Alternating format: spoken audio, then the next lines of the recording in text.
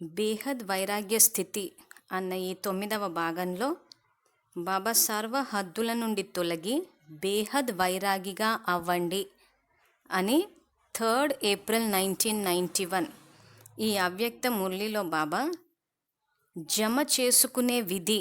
So ఇవేవైతే బాబా మన ఖజానాలు ఇచ్చారో వాటిని జమ చేసుకునే విధి, తర్వాత ఈ నాది అన్న భావన ఏదైతే ఉందో మనని నష్టమోహ స్మృతి స్వరూపగా అవ్వనివ్వదంటే, నాది అనే భావన మోహానికి సంబంధించింది, తగుల్పాటు, అటాచ్మెంట్, డిపెండెన్సీకి సంబంధించిన పదాలు ఇవి. సో ఆ నాది నాది అని మనం ఎక్కడెక్కడ అంటున్నామో దానికి నివారణ ఏం చేయాలో అది. మరియు భక్తి మార్గంలోని మనుశాస్త్రంలో ఏదైతే ఒక చేపని మొదట ఒక గ్లాస్లో వేసి ఆ తర్వాత సముద్రం వరకు వేస్తారన్నట్టు ఒక కథ విన్నాం మనుశాస్త్రంలో. సో దానికి సంబంధించిన స్మృతి చిహ్నం కూడా మనదే అని చెప్పి కూడా బాబా ఒక 4-5 వాక్యాల్లో వివరించారు. సో బాబా చెప్పేది ఆత్మజ్ఞానం కాబట్టి ఆత్మ అన్న స్థితిలో ఉండి వినాలి. దానికి మనం చేయవలసిన సంకల్పము, నేను ఆత్మను, నిరాకార జ్యోతిర్బిందు స్వరూపాన్ని, శివ పరమాత్మ నా తండ్రి. బాబాతోటి టీచర్ అన్న సంబంధాన్ని కూడా జోడించాలి. దానికి మనం చేయవలసిన సంకల్పము, నేను ఈశ్వరీయ విద్యార్థిని, బాబా నాకు టీచరు. బాబాతోటి సద్గురు అన్న సంబంధాన్ని కూడా జోడించాలి. దానికి మనం చేయవలసిన సంకల్పము, బాబా నాకు సద్గురువు, నేను మాస్టర్ సద్గురువును. బాబాతోటి జీవిత భాగస్వామి అన్న సంబంధాన్ని కూడా జోడించాలి. దానికి మనం చేయవలసిన సంకల్పము, బాబా నాకు జీవిత భాగస్వామి, నేను బాబాకి జీవిత భాగస్వామిని. ఈ సంకల్పాలు చేసినప్పుడు బాబా చెప్పిన హద్దు యొక్క ఆకర్షణ నుంచి తొలగిపోయి బేహద్ వైరాగ్య స్థితిలోకి కూడా వస్తాము. ముఖ్యంగా ఈ మురళిలో బాబా ఏదైతే ఈ నాది అన్న భావన గురించి వివరించడానికి సెంటర్ల యొక్క పరిస్థితి ప్రస్తుతం ఏదుందో చెప్పారు. సో బాబా చెప్పారు కాబట్టి మురళిలో రికార్డ్ చేస్తున్నాము. సో మళ్ళీ ఇదేదో వ్యతిరేకంగా చెప్పడం అని కాదు, ఇది బాబానే మౌంట్ అబూలో అవతరించినప్పుడు ఎక్కడ ఈ నాది అన్న భావన మనని మురికిగా చేసేస్తుందో అన్న దాని గురించే బాబా మురళిలో చెప్పారు కాబట్టి మేము రికార్డ్ చేస్తున్నాము. సో ఇప్పుడు బాబా ఏం చెప్తున్నారంటే, ఈరోజు కల్పపూర్వం తర్వాత మరల కలుసుకునే పిల్లలందరూ తమ సాకారి స్వీట్ హోమ్ అంటే మధువనమైన మధుర ఇల్లు అయిన మధువనానికి చేరుకున్నారు. సాకారి వతనం యొక్క స్వీట్ హోమ్ మధువనమే. ఇక్కడ తండ్రి మరియు పిల్లల యొక్క ఆత్మిక మేళా జరుగుతుంది, మిలన మేళా జరుగుతుంది. పిల్లలందరూ మిలన మేళాకి వచ్చారు. తండ్రి మరియు పిల్లల యొక్క ఈ మిలన మేళా కేవలం ఈ సంగమయుగంలోనే మరియు మధువనంలోనే జరుగుతుంది. అందువలనే అందరూ పరుగు పెట్టుకుంటూ మధువనానికి చేరుకున్నారు. మధువనం సాకార రూపంలో బాబ్దాదా యొక్క కలయిక చేయిస్తుంది మరియు వెనువెంట సహజ స్మృతి ద్వారా అవ్యక్త కలయిక కూడా చేయిస్తుంది. ఎందుకంటే మధువనం యొక్క భూమికి ఆత్మిక కలయిక యొక్క సాకార రూపంలో కలయిక యొక్క అనుభూతి చేయించే వరదానం లభించింది. వరదాన భూమి అయిన కారణంగా కలయిక యొక్క అనుభూతి సహజంగా చేసుకోగలరు. మరే ఇతర స్థానంలో కూడా జ్ఞానసాగరుడు మరియు జ్ఞాన నదుల మిలన మేళా జరగదు. సాగరం మరియు నదుల మిలన మేళాకు ఇది ఒకటే స్థానం. అటువంటి మహాన్ వరదాన భూమికి వచ్చారు ఇలా భావిస్తున్నారా? సో దీన్ని మనం ఎలాగూ భావిస్తున్నాము కాబట్టి ఇప్పుడు ఈ వాక్యాలను బట్టి బాబా మధువనం తప్పితే ఇంకెక్కడా రారు, పిల్లల్ని మధువనంలోనే కలుసుకుంటారన్న విషయం మనకు అర్థమవుతుంది. సో ఇక్కడ బాబా ఇంకా మళ్ళీ రావడం అంటూ జరుగుతుందా అంటే, అంతిమంలో ఒకసారి వచ్చి అందరినీ కలిసేసి వెళ్ళిపోతారు. సో బాబా అక్కడొచ్చారు ఇక్కడొచ్చారు అని చెప్పి కూడా ఈ మధ్య మనం వింటున్నాము. విద్యార్థులు అలాంటివి ఏవి నమ్మొద్దు. సబ్జెక్ట్ రివిజన్ నడుస్తోంది. సో రివిజన్ నడిచి బాబా ధర్మరాజుగా 75లో మాట్లాడినప్పుడే కోర్సు అయిపోయింది, రివిజను అయిపోయింది, రియలైజేషన్కి వచ్చేయాలి మీరు అన్నారు. సో కోర్సు, రివిజన్, రియలైజేషన్కి వచ్చేయాలి అని చెప్పిన బాబా మళ్ళీ కొత్తగా వచ్చి చెప్పాల్సిన పాఠం అంటూ ఏమీ లేదు. ఇప్పుడు మనం ఏదైతే ఈ బేహద్ వైరాగ్య స్థితి అని చెప్పి తెలుసుకుంటున్నామో ఇదే ఇంకా ఫైనల్ ఎగ్జామ్ ప్రిపరేషన్కి మొత్తం సబ్జెక్ట్ అంతా తెచ్చేసారు. సో ఇంకా మళ్ళీ వచ్చి చెప్పాల్సింది ఏం లేదు. ఇంకా చెప్పుకుంటూ పోతే డ్రామా ఎక్కడ క్లోజ్ అవుతుంది? సో అకస్మాత్తు పాఠమే 2011లోనే స్టార్ట్ అయిపోయింది జపాన్ సునామీతోటి. ఇంకా ఇప్పుడు కరోనా వల్ల విశ్వంలోని ఆత్మలందరి కర్మల యొక్క లెక్కాచారం తీరుతుంది. సో ఇప్పుడు కూర్చుని బాబా ఇంకా మురళి చెప్పాల్సిందంటూ ఏమీ ఉండదు. సో ఇక్కడ కొన్ని మురళిలో ఏమైనా ఉందంటే, ఎక్కడైతే బ్రాహ్మణుల సమూహం ఉందో అక్కడ నేను ఉంటాను అన్నారు. సో బ్రాహ్మణుల సమూహం ఉన్నప్పుడు సంయోగం ఇవ్వడానికి ఉంటారే తప్పితే మురళి చెప్పడానికి ఉండరు. మనం ఈ తేడాని గమనించాలి. సో ఇక్కడ మురళి విషయానికి వచ్చేసరికి మధువనం నుంచి బాబా ఏ మురళి అయితే చెప్తారో అదే మురళి. ఇంకా వేరే ఇంకెక్కడ బాబా రావడము, అవతరించడము, మళ్ళీ కొత్తగా క్లాసులు చెప్పడం అంటూ ఉండదు. తర్వాత ఇక్కడ బాబా అన్నట్టు మరే ఇతర స్థానాలలో కూడా జ్ఞానసాగరుడు మరియు జ్ఞాన నదుల మిలన మేళా జరగదు. సాగరం మరియు నదుల మేళాకు ఇది ఒక్కటే స్థానం అంటున్నాయి. ఎందుకు అలా ఒకే స్థానంలో అంటే, మళ్ళీ మనము కన్ఫ్యూజ్ అయిపోయి వేరే మార్గాల్లో వెళ్లకుండా బాబా స్పష్టత ఇచ్చేస్తూ ఉంటారు.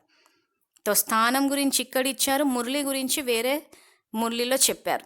ఏమంటే మధువనం నుంచే వచ్చే మురళినే మురళిగా తీసుకోవాలి. సందేశీ ఆత్మలు చెప్పేది కూడా మురళి కాదన్నారు బాబా.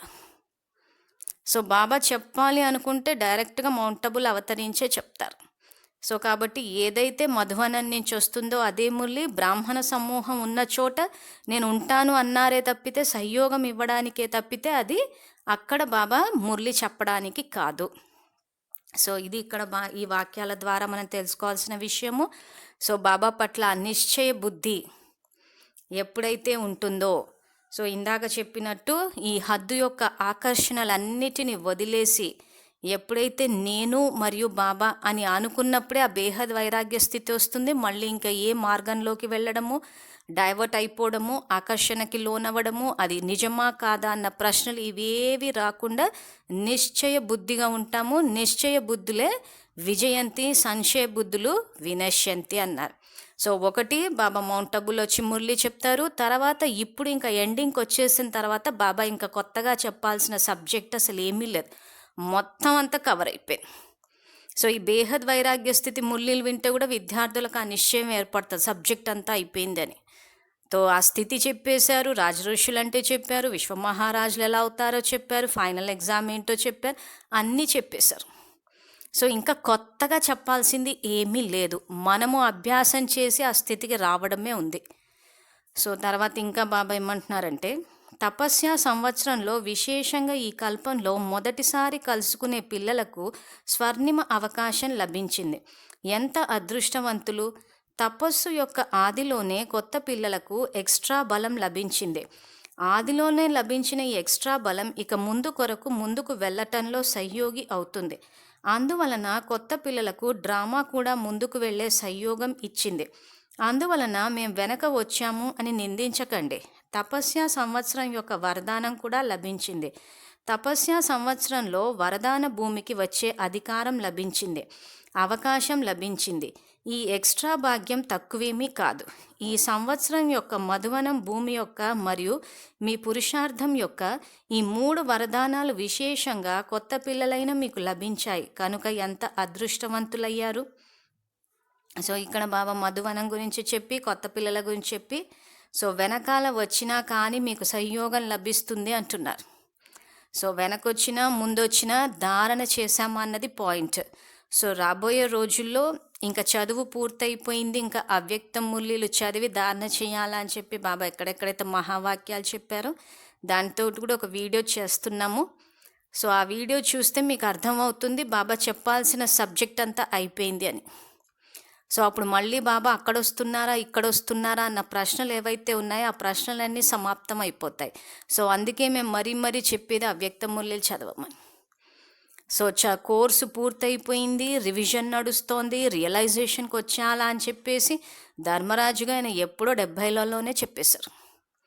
సో అవి చదివితే ఏమవుతుందంటే ప్రశ్నలు రాకుండా ఉంటాయి. సో ఒక్క బాబా పట్లనే నిశ్చయం ఏర్పడి ఉంటుంది.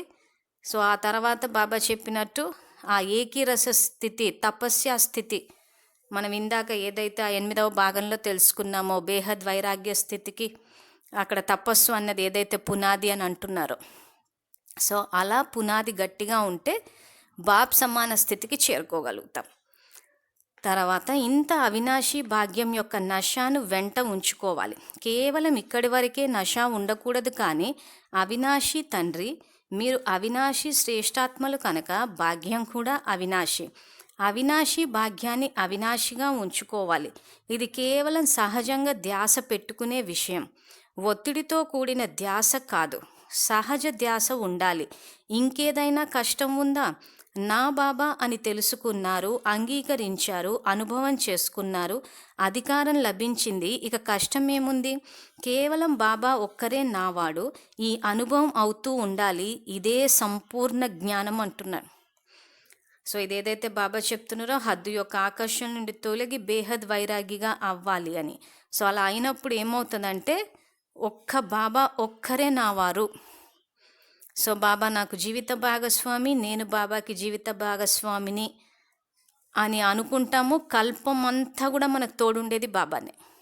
ఆ మిగిలిన కుటుంబ సభ్యులు, బంధువులు కానీ వీళ్ళంతా జన్మలకు తగ్గట్టు మారిపోతూనే ఉంటారు, కానీ శాశ్వతంగా మనకెప్పటికీ ప్రతి జన్మకి ప్రతి కల్పానికి తోడుండేది మాత్రము ఒక్క బాబానే. కాబట్టి కేవలం బాబా ఒక్కరే నావాడు, ఈ అనుభవం అవుతూ ఉండాలి. ఇదే సంపూర్ణ జ్ఞానం అంటున్నాడు. ఒక బాబా అనే మాటలోనే మొత్తం ఆది మధ్య అంత్యాల జ్ఞానం నిండి ఉంది. ఎందుకంటే బీజం కదా, బీజంలో మొత్తం వృక్షం ఇమిడి ఉంటుంది కదా. విస్తారం మర్చిపోవద్దు. కానీ ఒక్క బాబా అనే మాట గుర్తు ఉంచుకోవటం కష్టం కాదు, సదా సహజమే కదా. అప్పుడప్పుడు కష్టంగా, అప్పుడప్పుడు సహజంగా, ఇలా కాదు. సదా బాబా నావాడు అంటున్నారా, లేక అప్పుడప్పుడు నావాడు అంటున్నారా? ఎప్పుడైతే సదా బాబా నావాడు అంటారో స్మృతి కూడా సదా సహజంగా ఉంటుంది. కష్ట విషయం ఏమీ లేదు. భగవంతుడు అన్నారు మీరు నావారు అని, మరియు మీరు అన్నారు మీరు నావారు అని. ఇక కష్టమేముంది? అందువలన విశేషంగా కొత్త పిల్లలు ఇంకా ముందుకు వెళ్ళండి. ఇప్పుడు కూడా ముందుకు వెళ్ళే అవకాశం ఉంది. ఇప్పుడు ఇంకా అంతిమ సమాప్తి యొక్క ఈల మోగలేదు. అందువలన ఎగరండి మరియు ఇతరులను ఎగిరింపచేస్తూ ఉండండి. సో ఒక్క బాబా అనే మాటలోనే మొత్తం ఆది మధ్యాంత జ్ఞానం నిమిడి ఉంది. అంటే బాబా అన్న మాట అనాలంటే ఇక్కడ మన స్థితి ఆత్మ అయి ఉండాలి. ఎప్పుడైతే ఆత్మ అన్న స్థితిలో నా బాబా అని అనుకుంటామో అందులోనే, సో నేను ఆత్మని, నా తండ్రి పరమాత్మ, ఆత్మ పరమాత్మ ప్రకృతి మధ్యలో నడుస్తున్న డ్రామా అన్న విషయం అర్థమవుతుంది. సో ఇక్కడ మన స్థితి దేహమై ఉండి అక్కడ తండ్రి బాబా అని చెప్పేసి నోటి ద్వారా అన్నప్పుడే జ్ఞానం అర్థం అవ్వట్లేదు అన్న స్కోప్ అప్పుడే వస్తుంది. సో ముఖ్యంగా మన స్థితి ఆత్మ, ఆత్మకు తండ్రి పరమాత్మ బాబా అన్నప్పుడే ఈ ఆది మధ్యాంత జ్ఞానం అన్నది మనకి అర్థమవుతుంది. తర్వాత వెనకొచ్చిన వాళ్ళకు కూడా అవకాశం ఉంది. ఇంకా ఫైనల్ ఈల మోగలేదు అంటున్నారు. దీనికి విధి వ్యర్థం నుండి రక్షించుకోండి. పొదుపు ఖాతాను, జమా ఖాతాను పెంచుకుంటూ వెళ్ళండి. ఎందుకంటే 63 జన్మల నుండి పొదుపు చేసుకోలేదు, కానీ పోగొట్టుకున్నారు. అందరూ తినేస్తూ వ్యర్థం చేసుకుని సమాప్తి చేసేసుకున్నారు. సో ఇక్కడ బాబా ఖజానాలను ఏ రకంగా పొదుపు చేసుకోవాలో చెప్తున్నారు. సో ఇదేదైతే కొత్త వాళ్ళకి, వెనకొచ్చిన వాళ్ళు కూడా ముందుకి వెళ్ళొచ్చా అంటే వెళ్ళొచ్చు అని చెప్పి దానికి విధిని తెలియచేస్తున్నారు. వ్యర్థం నుండి రక్షించుకోండి అంటున్నారు. సో వెనకొచ్చిన వాళ్ళు, ముందొచ్చిన వాళ్ళు last so fast, fast so first అని ఎందుకంటారంటే, వెనకొచ్చిన వాళ్ళు వ్యర్థం ఎక్కువ జమ అయిపోయింది, సో పోగొట్టుకున్నారే అనుకోండి, అంత ఖర్చు అయిపోయింది అనుకోండి, ఖచ్చితంగా జమ చేసుకున్న వాళ్ళు ముందుకెళ్ళిపోతారు. సో వెనకొచ్చిన వాళ్ళ దగ్గర ఎక్కువ జమ అయిపోయి ఉంది, మేము ఇంకా జమ చేసుకోలేదు అని కొత్త వాళ్ళు అనుకోవడానికి లేదు. సో ఇక్కడ విధి ఏం తెలియచేస్తున్నానంటే, వ్యర్థం నుంచి రక్షించుకోండి, పొదుపు ఖాతాను, జమా ఖాతాని పెంచుకుంటూ వెళ్ళండి. ఎందుకంటే 63 జన్మల నుండి పొదుపు చేసుకోలేదు, కానీ పోగొట్టుకున్నారు. అందరూ తినేస్తూ వ్యర్థం చేసుకుని సమాప్తి చేసేసుకున్నారు. శ్వాస యొక్క ఖజానా కూడా పోగొట్టుకున్నారు, సమయం యొక్క ఖజానా కూడా పోగొట్టుకున్నారు, సంకల్పం యొక్క ఖజానా కూడా పోగొట్టుకున్నారు, గుణాల యొక్క ఖజానా కూడా పోగొట్టుకున్నారు, శక్తుల యొక్క ఖజానా కూడా పోగొట్టుకున్నారు, జ్ఞాన ఖజానా కూడా పోగొట్టుకున్నారు. ఖాతా ఎంత ఖాళీ అయిపోయిందో ఇప్పుడు ఈ అన్ని ఖాతాలను జమ చేసుకోవాలి. జమ చేసుకునే సమయం కూడా ఇదే, మరియు జమ చేసుకునే విధి కూడా బాబా ద్వారా సహజంగా లభిస్తుంది. సో ఇక్కడ బాబా మనకి ఏవైతే ఖజానాలు ఇచ్చారో శ్వాస, సమయం, సంకల్పం, గుణాలు, శక్తులు, జ్ఞానము, ఈ ఖజానాలన్నీ పోగొట్టుకొని ఖాళీ అయిపోయారు కాబట్టి ఇప్పుడు జమ చేసుకోవాలి. ఆ జమ చేసుకునే విధి కూడా బాబా ద్వారా సహజంగా లభిస్తుంది. సో ఇది బాబా మన జ్ఞానంలోకి వచ్చాక వారసత్వం కింద ఈ ఖజానాలన్నీ ఇచ్చారు. సో అవన్నీ తీసుకోవాలి, తీసుకుని అందరికీ పంచుతూ పోతే అప్పుడు ఆ ఖజానాలన్నవి వృద్ధి చెందుతూ ఉంటాయి అని చెప్పి బాబా రాబోయే వాక్యాల్లో చెప్పారు. సో బాబా ఇంకేం చెప్పారంటే, వినాశీ ఖజానా ఖర్చు పెట్టడం ద్వారా తక్కువ అయిపోతుంది, తరుగుతుంది. కానీ అన్ని ఖజానాలు ఎంత స్వయం పట్ల మరియు ఇతరుల పట్ల శుభవృత్తితో కార్యంలో ఉపయోగిస్తారో అంత జమ అవుతాయి మరియు పెరుగుతాయి. ఇక్కడ ఖజానాలను కార్యంలో ఉపయోగించుకోవడమే జమ చేసుకునే విధి, అక్కడ దాచుకోవడమే జమ చేసుకునే విధి, కానీ ఇక్కడ ఉపయోగించటమే జమ చేసుకునే విధి. తేడా ఉంది. సమయాన్ని స్వయం పట్ల మరియు ఇతరాత్మల పట్ల శుభకార్యంలో ఉపయోగిస్తూ ఉంటే జమ అవుతుంది. సో లౌకికంలో జమ చేసుకుంటే జమ అవుతుంది, కానీ ఇక్కడ ఖర్చు చేస్తే జమ అవుతుంది, అంటే ఉపయోగిస్తే జమ అవుతుంది, అంటే డబుల్ అవుతుంది. సో ఇదే బాబా ఇక్కడ చెప్తుంది. ఇవన్నీ చాలా ఇంపార్టెంట్ పాయింట్స్. సో ఇవన్నీ జమ చేసుకుంటూ పోతేనే మనము సర్వ ఖజానాలకు అధికారులం అవుతాం. జ్ఞానాన్ని కార్యంలో ఉపయోగించండి, అలాగే శక్తులను, గుణాలను ఎంతగా ఉపయోగిస్తే అంత పెరుగుతాయి. ఎలా అయితే వారు లాకర్లో పెట్టి చాలా జమ అయ్యింది అనుకుంటారో అలాగే మీరు కూడా నా బుద్ధిలో జ్ఞానం చాలా ఉంది, నాలో చాలా గుణాలు ఉన్నాయి, చాలా శక్తి ఉంది, ఇలా లాకప్ చేసి ఉంచకండి, ఉపయోగించండి. అర్థమైందా? జమ చేసుకునే విధి ఏమిటో కార్యంలో ఉపయోగించాలి, స్వయం పట్ల కూడా ఉపయోగించండి, లేకపోతే లూజ్ అయిపోతాయి అంటున్నారు. సో బాబా ఇచ్చిన ఖజానాలు ఎంతగా వాడుతూ పోతే అంతగా జమై వృద్ధి చెందుతూ ఉంటాయి అంటారు. కొంతమంది పిల్లలు అంటున్నారు, నాలో సర్వ ఖజానాలు చాలా నిండి ఉన్నాయి అని. కానీ నిండి ఉన్నదానికి గుర్తు ఏమిటి? నిండి ఉండడం అంటే జమ అయిన దానికి గుర్తు స్వయం పట్ల మరియు ఇతరుల పట్ల సమయానికి పనిలోకి రావాలి. అవి పనిలోకి రానే రావు, కానీ చాలా జమ అయ్యింది, చాలా జమ అయ్యిందంటూ ఉంటారు. దీనిని యథార్థ జమ విధి అనరు. అందువలన ఒకవేళ యథార్థ విధి లేకపోతే సమయానికి సంపూర్ణత యొక్క సిద్ధి లభించదు, మోసపోతారు, సిద్ధి లభించదు అంటున్నారు.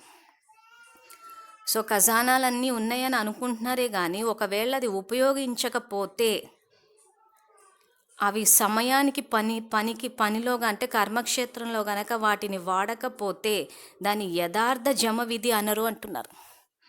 అంటే ఇక్కడ ధారణ చేయాలి, సేవలో వాడాలి. అలా సేవలో వాడితేనే సంపూర్ణత యొక్క సిద్ధి, అంటే ఆత్మ సంపూర్ణంగా సంపన్నంగా అవుతుంది, లేకపోతే మోసపోతారు, సిద్ధి లభించదు అంటున్నారు. తర్వాత బాబా ఇంకేం చెప్తున్నారంటే, శక్తులను, గుణాలను కార్యంలో ఉపయోగించడం ద్వారా పెరుగుతాయి కనుక పొదుపు యొక్క విధి మరియు జమ యొక్క విధిని పాటించండి.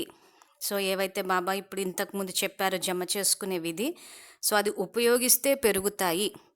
సో ఎవరైనా నిందించినప్పుడు మనలో ఉన్న శుభభావన, శుభకామన, సంకల్ప శక్తిని అక్కడ వాడితేనే అవి పెరుగుతాయి. అంటే ఎవరికైనా శాంతి స్వరూప భవ అని చెప్పి వరదానం ఇచ్చాము అంటే మన సంకల్ప శక్తిని అక్కడ వాడాము. ఆ వాడినప్పుడు ఆ శక్తి పెరుగుతూ ఉంటుంది. ఆ పెరిగినప్పుడు ఏమవుతుంది? దాత యొక్క సంస్కారాలు రికార్డ్ అవుతాయి, పుణ్యం ఖాతా కూడా జమ అవుతుంది. సో విధి ఏంటి ఇక్కడ?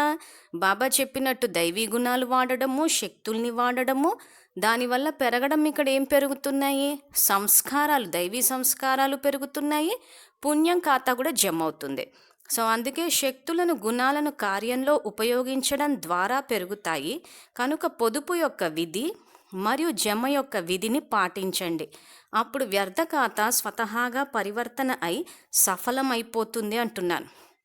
సో ఎప్పుడైతే సుకర్మలు పెంచేస్తామో వికర్మల యొక్క పవర్ తగ్గిపోతుంది. అంటే ఆ పుణ్యం ఖాతా పెరిగినప్పుడు ఒకవేళ ఆ సమయంలో పాపపు ఖాతా యొక్క పర్యవసానం ముందు వచ్చినా కానీ దాని ప్రభావం పెద్దగా ఉండదు. అందుకే అప్పుడు వ్యర్థ ఖాతా స్వతహాగా పరివర్తన అయి సఫలమైపోతుంది. భక్తి మార్గంలో ఒక నియమం ఉంది. మీ దగ్గర ఎంత స్థూలధనం ఉన్నా దాని కొరకు ఏమి చెప్తారంటే, దానం చేయండి, సఫలం చేసుకోండి, అప్పుడు పెరుగుతుంది అని. భక్తిలో కూడా సఫలం చేసుకోవడానికి ఉత్సాహ ఉల్లాసాలను ఎంతగానో పెంచుతారు. కనుక మీరు కూడా తపస్య సంవత్సరంలో కేవలం ఇదే పరిశీలన చేసుకోండి, ఎంత వ్యర్థంగా పోగొట్టుకున్నాను అని. వ్యర్థం చేయటం అనేది వేరే విషయం, కానీ ఎంత సఫలం చేసుకున్నారు అనేది పరిశీలన చేసుకోండి. ఖజానాలు మరియు గుణాలన్నీ కూడా బాబా ఇచ్చినవే. ఇది నా గుణం, ఇది నా శక్తి అనే పొరపాటు కలలో కూడా చేయకూడదు. ఇవి ప్రభువు ఇచ్చినవి, పరమాత్మ ఇచ్చినవి నావి అనుకోవడం మహాపాపం. కొన్నిసార్లు కొంతమంది పిల్లలు నా ఈ గుణాన్ని ఉపయోగించుకోవటం లేదు, నాలో ఈ శక్తి ఉంది, నా బుద్ధి చాలా మంచిది, దానిని ఉపయోగించుకోవటం లేదు అని సాధారణ భాషలో అనుకుంటున్నారు లేదా మాట్లాడుకుంటున్నారు. నాది అనేది ఎక్కడి నుండి వచ్చింది? నాది అన్నారు అంటే మురికిగా అయిపోయారు అంటున్నారు. సో ఇవన్నీ బాబా మనకి పరివర్తన చేసుకోవడానికి ఇస్తున్న సూచనలు. అంటే ధారణ కోసము సబ్జెక్ట్ ఏదైతే బేహద్ వైరాగ్య వృత్తి అంటే ఈ నాది అన్న భావన, మోహము ఏదైతే ఉందో ఆ భావనలోకి మీరు రావద్దు.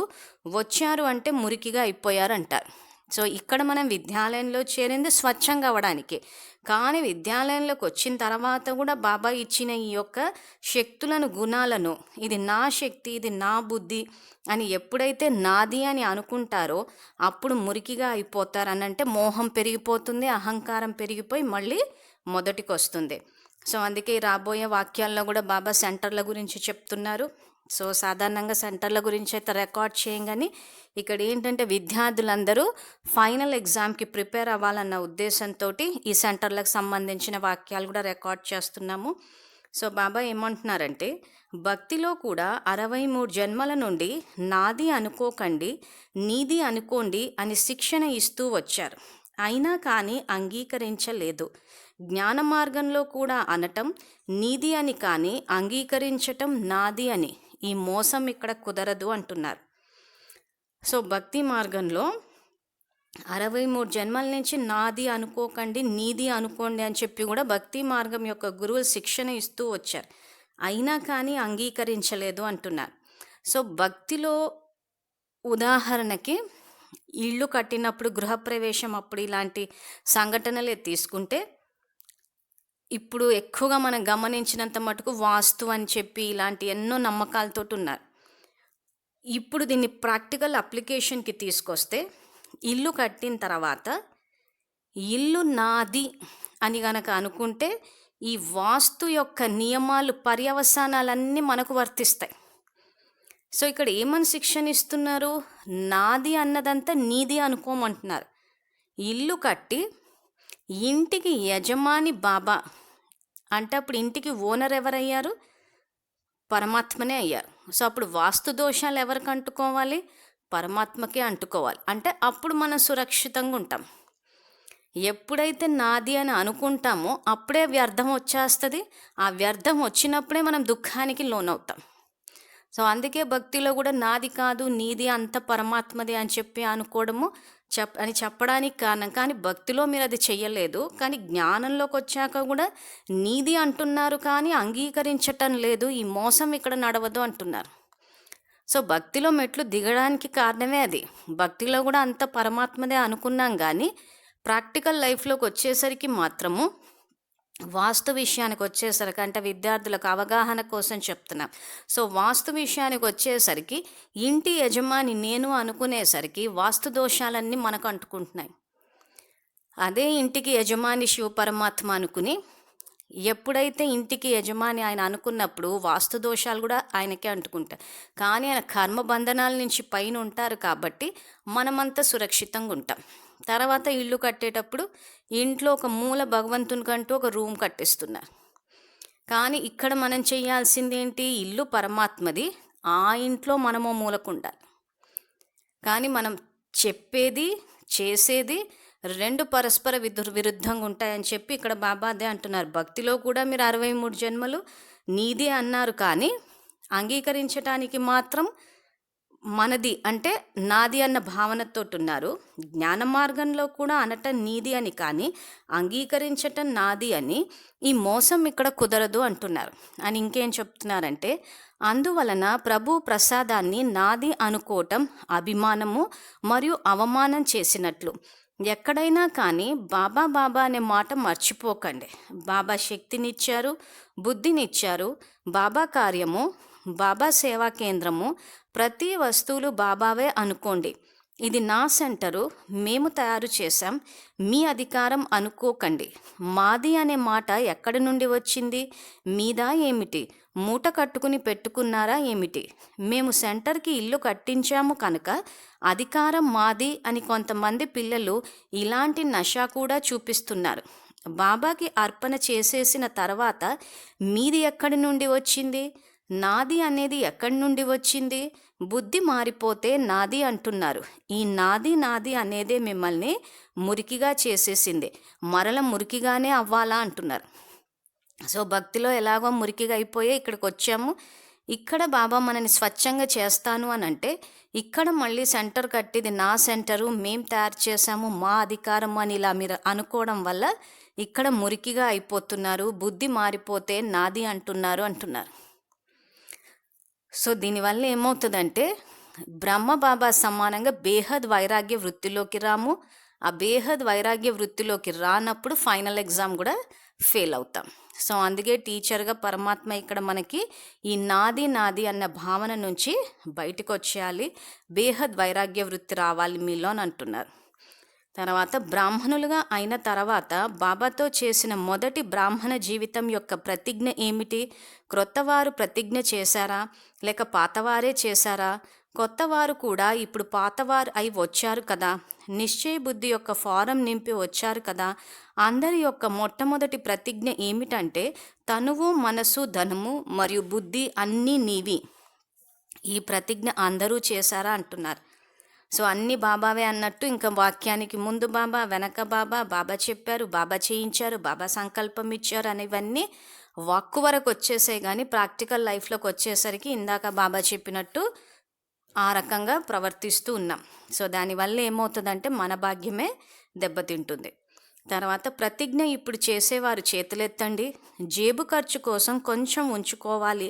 అన్ని బాబాకి ఎలా ఇచ్చేస్తాం? కొంచెం దాచుకోవాలి అని అనుకోవటం తెలివైన వారి పని అని ఎవరైతే అనుకుంటున్నారో వారు చేతులు ఎత్తండి. కొంచెం దాచి ఉంచుకున్నారా? మమ్మల్ని ఎవరు చూశారు? ఇంతమందిలో మమ్మల్ని ఎవరు చూశారు అనకండి. బాబా దగ్గర టీవీ చాలా స్పష్టంగా ఉంది, దానిలో దాగలేరు. అందువలన ఆలోచించి అర్థం చేసుకుని కొంచెం దాచుకోవాలనుకుంటే దాచుకోండి. పాండవులు ఏమని భావిస్తున్నారు? కొంచెం ఉంచుకోవాలా? బాగా ఆలోచించండి. దాచుకోవాలనుకున్న వారు ఇప్పుడే చేతులెత్తండి, రక్షింపబడతారు. లేకపోతే ఈ సమయము, ఈ సభ మీరు చేయి ఊపుతున్నట్లు ఇవన్నీ కనిపిస్తాయి అంటున్నారు. సో ఎవరైతే బాబా చెప్పగానే చేతులు ఎత్తుతూ ఉంటారో ఇక్కడ వీళ్ళు తెలుసుకోవాల్సింది ఏంటంటే, అంతిమంలో మనకు వచ్చే కల్పంలో ఎన్ని జన్మలు తీసుకోపోతున్నామా అన్నది అంతిమంలో సాక్షాత్కారాలు జరుగుతాయి. సాక్షాత్కారాలు జరిగిన తర్వాతే శిక్షలు పడతాయి అంటారు బాబా. అంటే ఇక్కడ బాబా శిక్షలు వెయ్యరు మనకి, మన కర్మలే శిక్షల రూపంలో వస్తాయి. సో ఇక్కడ బాబా చేతులు ఎత్తమనగానే ఇక్కడ బాబా అదే అంటున్నారు, ఇంతమందిలో మమ్మల్ని ఎవరు చూస్తారు అని అనుకుని బాబా చెయ్యెత్తమనగానే చెయ్యెత్తేస్తున్నారు. కానీ ప్రాక్టికల్ లైఫ్లోకి వచ్చేసరికి జరగటం లేదు. సో అప్పుడు ఏమవుతుందంటే, అంతిమంలో మన జన్మలు చూసుకున్న తర్వాత ఇదేంటి ఇలాంటి జన్మలు వచ్చాయి అన్న ప్రశ్న మనకు ఎలాగూ వస్తుంది. సో శిక్షలు పడతాయి. సో అందుకోసం అని చెప్పి అంతిమంలో టీవీలో మనకి ఎంత స్పష్టంగా దృశ్యం కనిపిస్తుందో అంతే స్పష్టంగా మనం ఏమేం కర్మలు ఆచరించామో మనకు కనిపిస్తుంది. సో అందులో ఇంకేం కనిపిస్తుంది? స్వయాన పరమాత్మ మౌంటబుల్ అవతరించి ప్రతిజ్ఞ చేయమంటే ప్రతిజ్ఞ చేసి ప్రాక్టికల్ లైఫ్లోకి వచ్చాక చేయలే. సో దానివల్ల ఏం జరుగుతుంది అని అంటే, మన యొక్క భవిష్య ప్రారంధం దెబ్బతింటోంది అక్కడ. ఆ అంతిమంలో బాబా ఇదేంటి నేను ఇంత బాగా నియమాలు పాటించాను అయినా కానీ ఇలాంటి జన్మలు వచ్చాయి ఎందుకంటే, ఇంక అప్పుడు మనం ఎక్కడెక్కడ ఆచరణలోకి ధారణ చేయలేదో చూపిస్తాడు. సో ఇక్కడ ధారణ ఏం చేయాలి? దైవీ గుణాలు. దైవీ గుణాలు అది కూడా ఒకసారి పరమాత్మ ఎదురుగా ప్రతిజ్ఞ చేశాము అని అంటే ఆ మాట నిలబెట్టుకోవాలి. లేకపోతే ఇప్పుడే చెప్పండి, చెప్తే రక్షింపబడతారు అంటున్నాడు. సో ఇప్పుడు డబ్బుల విషయానికి వచ్చేసరికి ఎంతో కొంత పెట్టుకోవాలా, పెట్టుకుంటేనే మంచిది, బాబా అంతిమంలో చూస్తారా ఏంటి, బాబా చెప్తారు కానీ బాబా తిండి పెడతారా అని చెప్పేసి బాబాకి వ్యతిరేకంగా తక్కువ చేసి చాలామంది మాట్లాడుతూ ఉంటారు. కానీ యాక్చువల్గా ధనానికి సంబంధించిన బాబా శ్రీమతం ఏంటంటే మన దగ్గరున్న డబ్బంతా బాబాదే, ట్రస్టీలం మనం. మన రోజువారంటే మన యొక్క శారీర నిర్వహణకి, కుటుంబ నిర్వహణకి ఎంత వాడుకోవాలో అంత వాడుకుని మిగిలింది సేవలో వెయ్యాలి. మనం అలా ఆలోచించకుండా బాబా వచ్చి పెడతారా ఏంటి, బాబా వచ్చి ఏం టికెట్ తీస్తారా ఏంటి, బాబా వచ్చి ఏమి బియ్యం కొని పెడతారా ఏంటి. సో మనది మనం చూసుకోవాలి, నాది నేను చూసుకోవాలి అని ఇది ఏదైతే ఉందో నాది అని చెప్పి అది తీసేయమంటున్నాడు ఆయన. సో మననేం కడుపు మార్చుకోమని ఆయన ఏం చెప్పటం లేదు ఇక్కడ. ఏ తండ్రి కూడా పిల్లల ఆకలితో ఉండమని చెప్పరు. ఆయన చెప్పదలుచుకుంది ఏంటి అంటే నాది అన్న భావన తీసేయండి అంటున్నాడు. ఈ నాది అన్న భావన ఉన్నప్పుడు ఏమవుతుందంటే ఆ దాచుకునే సంస్కారం వచ్చేస్తుంది. ఇక్కడ దాత సంస్కారం రావాలి అంటున్నాడు. సో అందుకే ఇక్కడ చేతులు ఎత్తే ముందు ఒక్కసారి ఆలోచించి ఎత్తండి. ఎందుకంటే అంతిమంలో ఈ సభ మీరు చేయి ఊపుతున్నట్లు ఇవన్నీ కనిపిస్తాయి అంటున్నారు.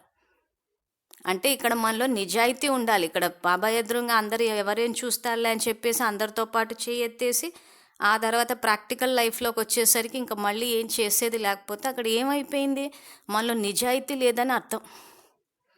సో దేవతలకు ఉండే ముఖ్య సంస్కారమే నిజాయితీ. నిజాయితీ అంటేనే సంపూర్ణ పవిత్రత అని చెప్పేసి ఒక సపరేట్ మురళి కూడా చేశాడు. అసలు పవిత్రత యొక్క సంపూర్ణ స్థితి అంటే ఏంటని చెప్పి కూడా ఈ శివ పరమాత్మ జ్ఞానములు అన్న ఈ యూట్యూబ్ ఛానల్లో వీడియో కూడా అప్లోడ్ చేశాను.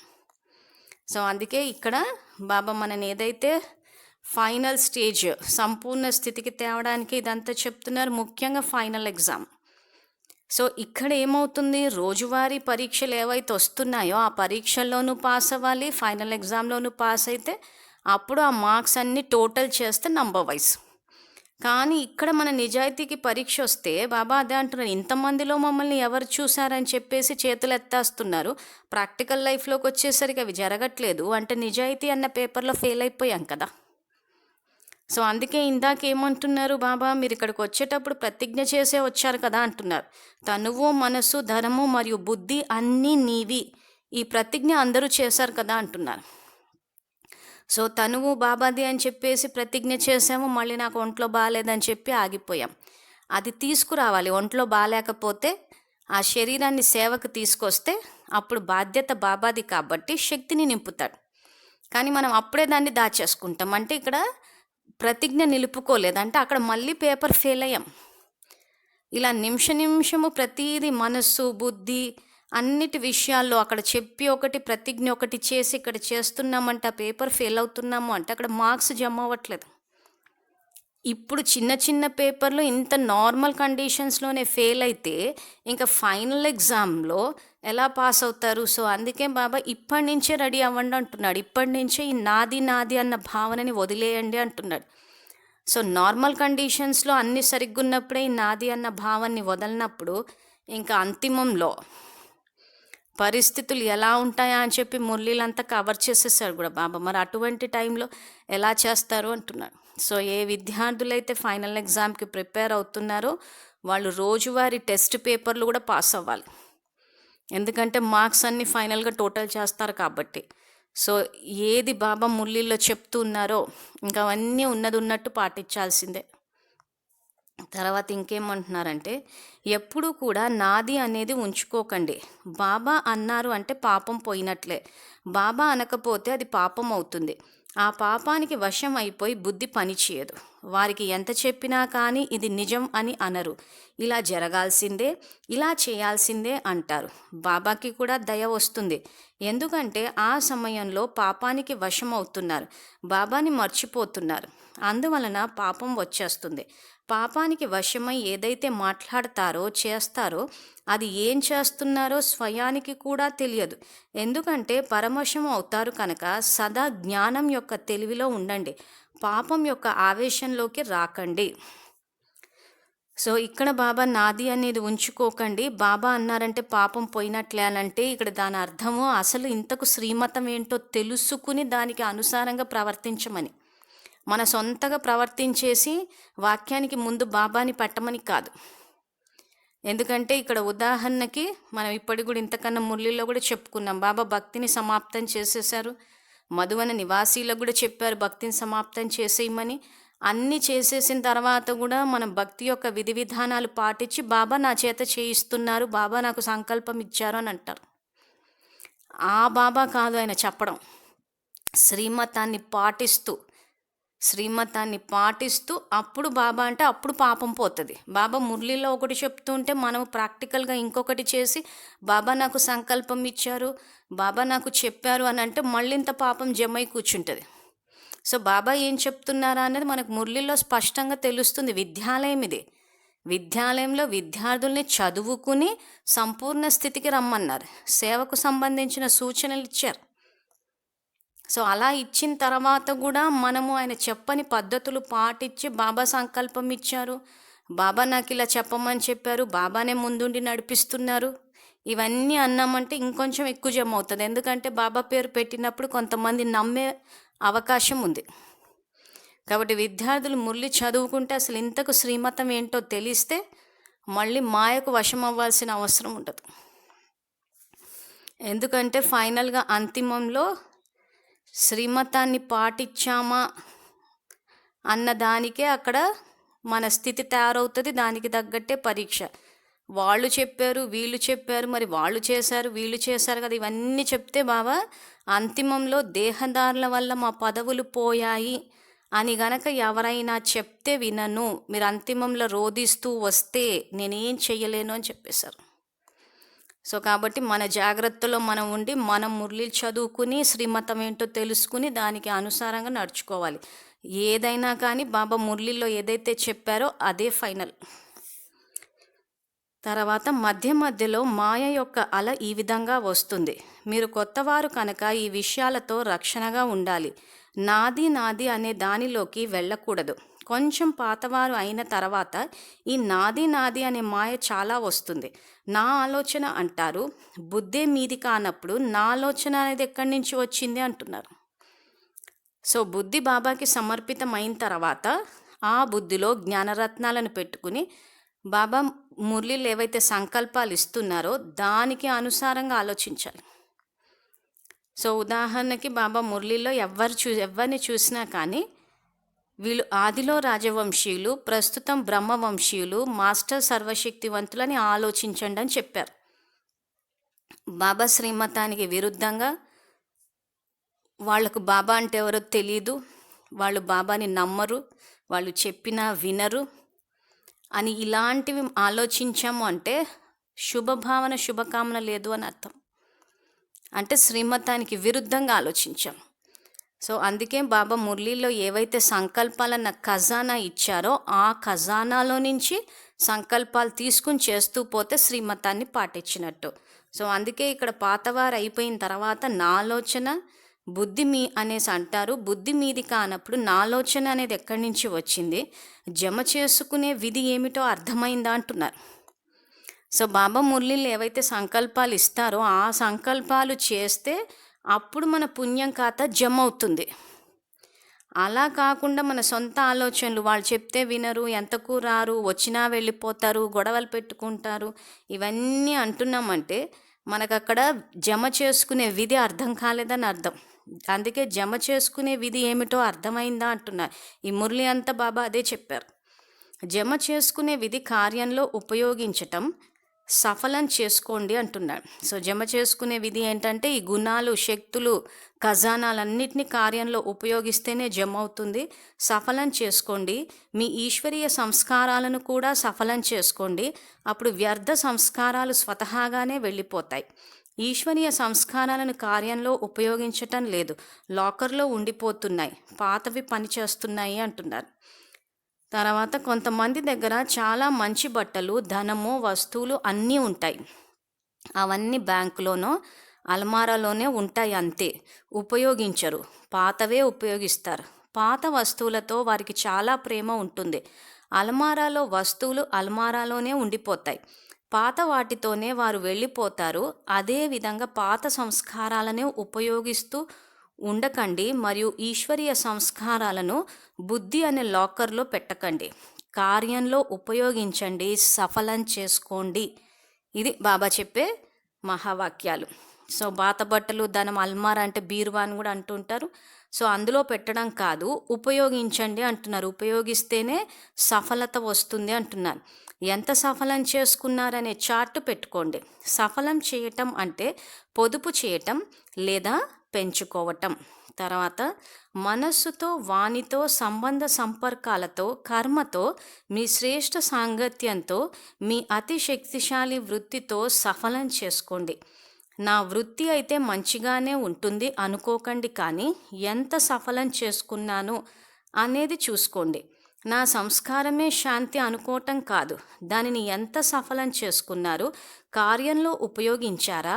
ఈ విధిని పాటించటం ద్వారా సంపూర్ణత యొక్క సిద్ధిని సహజంగా అనుభవం చేసుకుంటూ ఉంటారు. సఫలం చేసుకోవటమే సఫలతకు తాళం చెవి. ఏమి చేయాలో అర్థమైందా అంటున్నారు.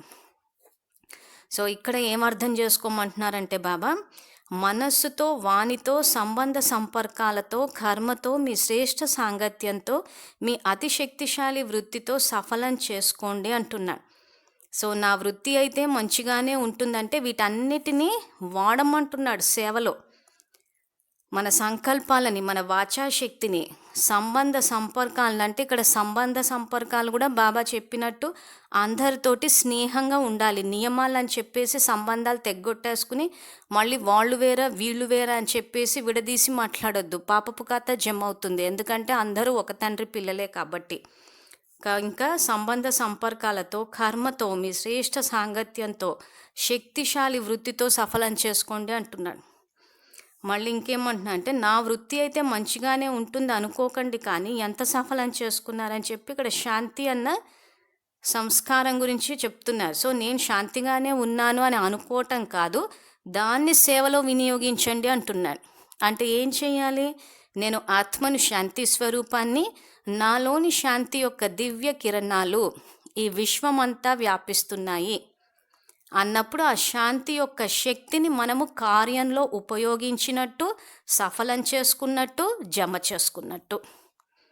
సో బాబా ఏది చెప్పినా సంకల్పాల ద్వారా చేయాలి. సో మళ్ళీ చెప్తున్నాము, నేను ఆత్మని, శాంతి స్వరూపాన్ని, నాలోని శాంతి యొక్క దివ్య కిరణాలు ఈ ప్రకృతి అంతా వ్యాపిస్తున్నాయి. ఇలా శాంతి శక్తి, ఇప్పుడు అంటే ప్రతి శక్తిని వాడాలి.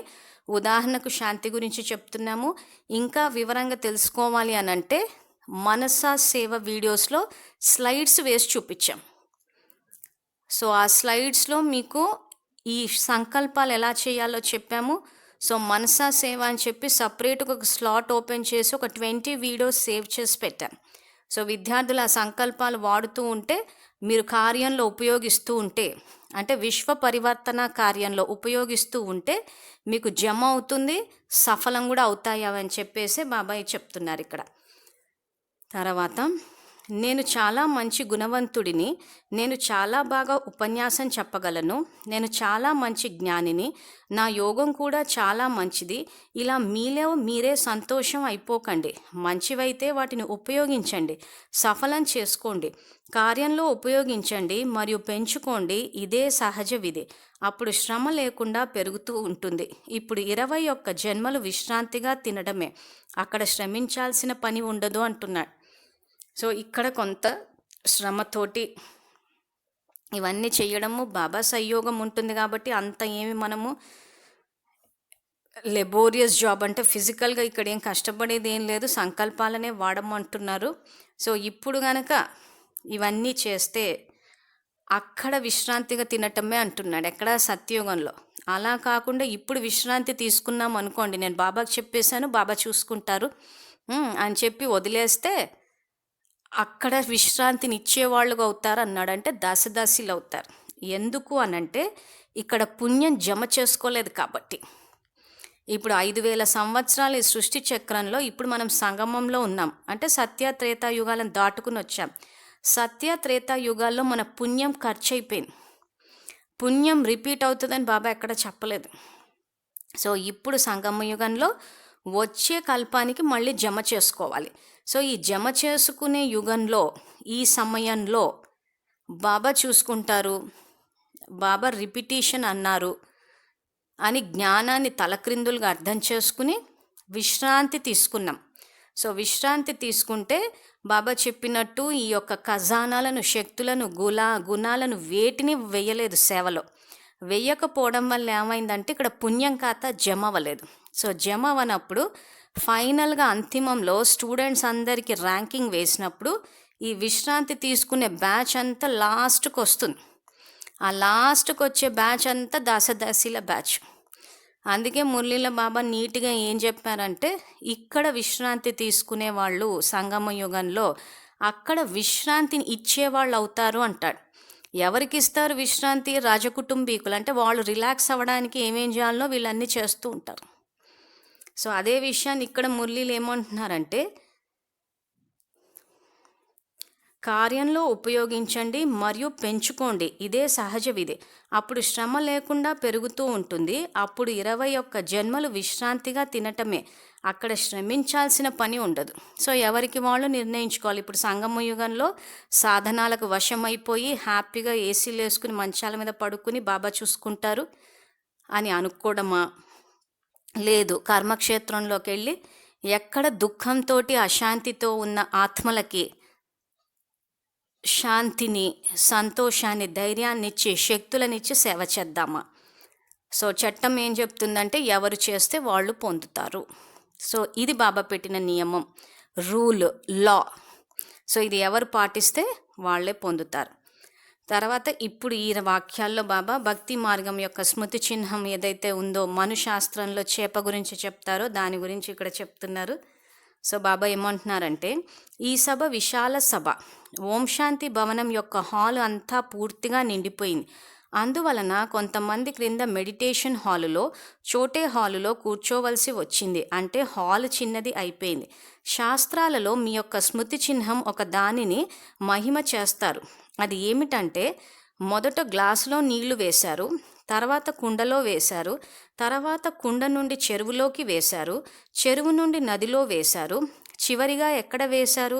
సముద్రంలో వేశారు. అలాగే ఇక్కడ కూడా ఈ సభ మొదట్లో హిస్టరీ హాల్లో పెట్టారు, తర్వాత మెడిటేషన్ హాల్లో పెట్టారు, ఆ తర్వాత ఓం శాంతి భవన్లో పెడుతున్నారు. అంటే సాకార మిలనం చేసుకోకుండా అవ్యక్త మిలనం చేసుకోలేరు అని అర్థం కాదు.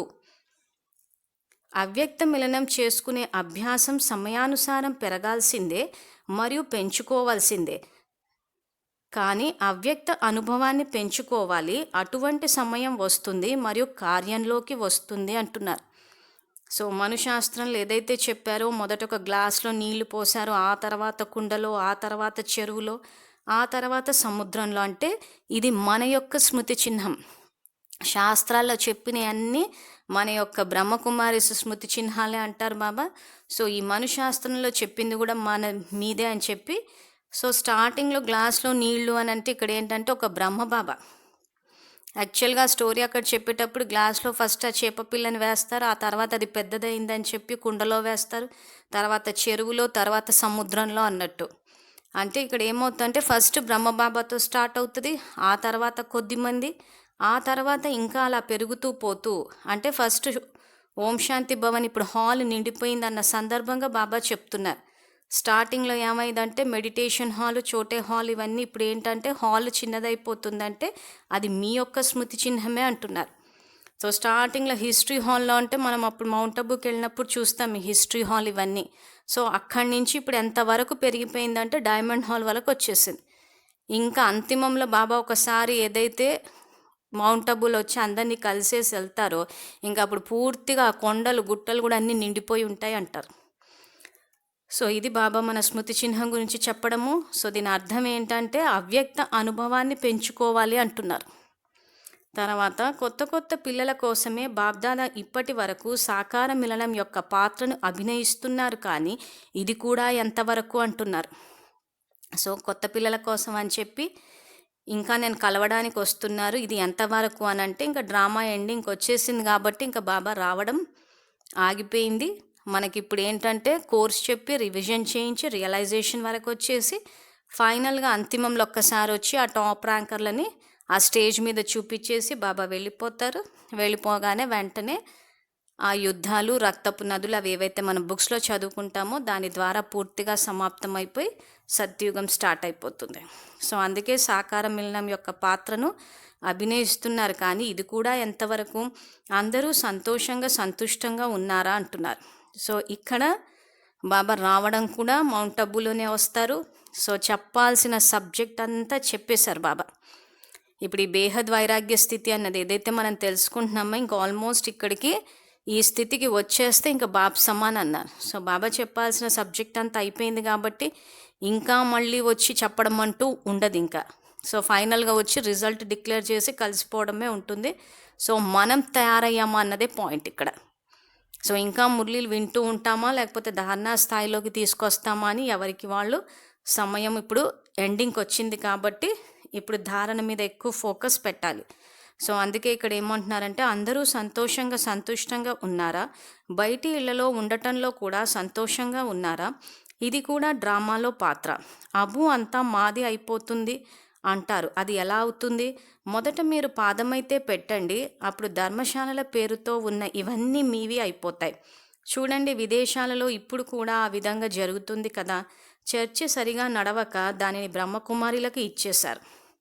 అదేవిధంగా పెద్ద పెద్ద స్థానాలు ఏవైతే ఉన్నాయో వాటి నడిపించలేక తీసుకోమని మీకే అవకాశం ఇస్తారు. ఇలా ప్రతి చోట బ్రాహ్మణులు అడుగు పెట్టడంలో కూడా రహస్యం ఉంది. బ్రాహ్మణులు ఉండాల్సిన పాత్ర డ్రామాలో ఉంది. అంతా మీదైపోయినప్పుడు ఏం చేస్తారు? మీరే సంభాళించండి, మమ్మల్ని కూడా మీరే సంభాళించండి, ఆశ్రమాన్ని కూడా మీరే సంభాళించండి అని వారికి వారే అంటారు కనుక ఏ సమయంలో ఏ పాత్ర లభించిందో దానిలో రాజీ అయి అభినయించండి అంటున్నారు. తర్వాత మధువన నివాసీయులు మరియు టీచర్స్ అందరూ క్రింద వింటున్నారు, వినటం ద్వారా కలుసుకుంటున్నారు. టీచర్స్ మరియు మధువన నివాసీయులకి సేవకి ప్రత్యక్ష ఫలంగా అందరి సంతుష్టత యొక్క ఆశీర్వాదాలు లభిస్తాయి. బ్రాహ్మణాత్మల యొక్క లేదా బాబా యొక్క ఈ ఆశీర్వాదాలు మరింత సహాయం రూపంలో మీకు పనిచేస్తాయి. బ్రాహ్మణాత్మల యొక్క మనస్సు యొక్క ఆశీర్వాదాలు తక్కువైనవి కాదు అంటున్నారు. సో చివరిగా బాబా ఏం చెప్తున్నారంటే, మిలనం జరుపుకునే నలువైపులా ఉన్న పిల్లలకు, జ్ఞాన రత్నాలను ధారణ చేసేటందుకు చాత్రకులైన ఆత్మలకు, ఆకారి రూపంలో లేదా సాకార రూపంలో మిలనమేలా జరుపుకునే శ్రేష్ఠాత్మలకు, సదా సర్వ ఖజానాలను సఫలం చేసుకుని సఫలతా స్వరూపంగా అయ్యే ఆత్మలకు, సదా నా బాబా అనుకుంటూ హద్దులోని నాది అనేది ఏది అంశమాత్రంగా కూడా ఉంచుకోని బేహద్ వైరాగి ఆత్మలకు, సదా ప్రతి సమయము విధి ద్వారా సంపూర్ణత యొక్క సిద్ధిని ప్రాప్తింప చేసుకునే పిల్లలకు బాబ్దాదా యొక్క ప్రియస్మృతులు మరియు నమస్తే.